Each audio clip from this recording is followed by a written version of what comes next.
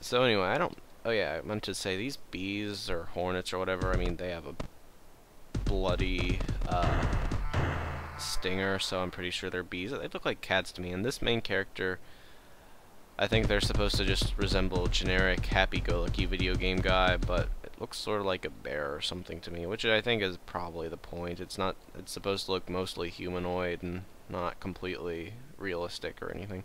It was if I slaughtered them, don't you know? Yep, it was. Not exactly sure what that's talking about right now, but that's sort of the point. He wound himself around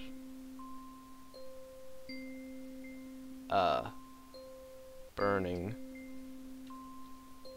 diamond. I think that refers to the thing that appeared after the first boss, or diamond tree, or it either applies to the first boss or this, because I mean this is not really a tree, or maybe it is, but whoops, got killed by chicken torso. Yeah, those things, it's basically mother brain except easier, and it's smiley. I don't think it's actually a smile, but anyway, time for controversy. Whoops, I should probably quit playing this much worse than I was when I was not recording this.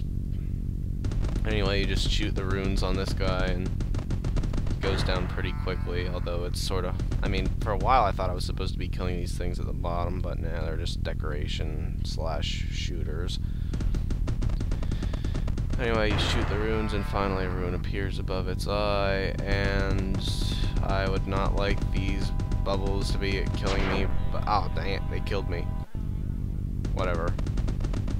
And when you kill it, it disappears, and all those things run away too. Well, no, they stay there, but their heads, which were apparently growing out of the fetus, disappear, and they lose their ability to shoot you. And yeah, I'm sure it was fun times for whoever was staying alive with those oil barrels next to those fetuses. And look, it's a pile of zombies again in a pool of their own blood. This is a pretty cool part. Some runes, or alien characters or something, right? Oh, and a key door. This is becoming more and more like a happy-go-lucky video game. Maybe this isn't so scary after all. You can offer just one, don't you think? Well, that seems pretty reasonable. Offer one what? Hey, look, a survivor. Yep, that's pretty much the peak of the game for me. I think that's pretty neat. Of course, I have probably a semi-warped sense of neat from... I don't know, my name's Cthulhu. Not really most... Well, actually, yes, I am the most obvious person to be doing Nintendo Let's Plays because I have Luigi in my name, but I should also be allowed to do stuff like this sometimes. I actually want to get that Lovecraft game they released for the Xbox a while ago. Not just the Xbox. Okay, I should probably quit being bad at platforming. See, I'm good at not really being unnerved by horribly unnerving things by most people's standards, but still doesn't save me from being semi-bad at video games. Anyway, this is one of the last main levels, I think. There's like 2 more, including this one, I think. And then the boss arena. Whoops! Did not see that. Okay, did not have a save state. At least I didn't go back.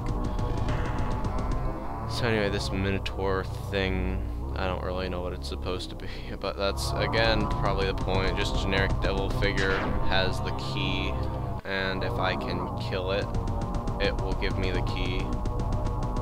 It's probably safest to snipe it from out here. Yep. So this is becoming more and more like a standard fairy. There keeps being like a wed or something at the corner of the screen, which is probably unnerving because it probably says something more disturbing than wed. But I just sort of saw half of a V or W. And there are some of these black pillars in the background that are all black because you've clearly descended into something that is not normal happy-go-lucky ruined pillar dimension. But, unfortunately you can't break those, and I thought it was you could break them and you were supposed to recognize their shape and break them, but it doesn't really affect the game, and I like these little things. So very proud. I think that's supposed to be like the ruins of the first thing you killed. And to think she was once a mother. Yeah, I mean, seriously. She gave birth to that key. I mean, what? And yeah, that freaked the crap out of me the first time I played this, but luckily I was mostly expecting it, and I was only slightly scared that starting 3:30 in the morning and a ghostly face appeared on my computer and I had no control over the mouse, which was the only thing giving me any kind of sense of security in this sodding game. I need to be save stating more often. I don't want to. This part is one of the most annoying in my book. I think you have to kill most or all of the enemies in this area to continue. I'm not really sure. Might just. Whoops. I don't think this area actually, but I still like. I don't know. There's something very pleasing. Oh, come on. Saved after I saved. I meant to hit reload and I hit save. But yeah, there's something I like. These. I don't know. They look like tentacles or something. I don't know, ghost-like, except they have tentacle feet. They just dance around shooting lasers at you and smoking for some reason. Whoops, I need to quit saving when I explode. I need to save one before I explode, and that would make me not waste time. I mean, I was showing Ice this the other day, and I did like a flawless sodding run in 15 minutes, and this is probably going to go extending to 3 parts or so, and whoops, I can no longer discern the background of this game from things happening in real life, although I don't think much is happening in real life because it's in the middle of the night, but yeah, oh boy, the lights flicker. That's good times for all involved. Yes, probably should have left my door open so the cat could come in here and make me feel better. Oh yeah, these enemies don't actually hurt you by touching them. I don't know. Okay, my computer flipped out. I hope that doesn't affect the Let's Play. My computer had to start again, and I really hope the power doesn't go out. I'm gonna have to play some hardcore Scribblenauts to not freak out if the power happens to go out in the middle of the night while I'm happen to be awake and Let's Playing this.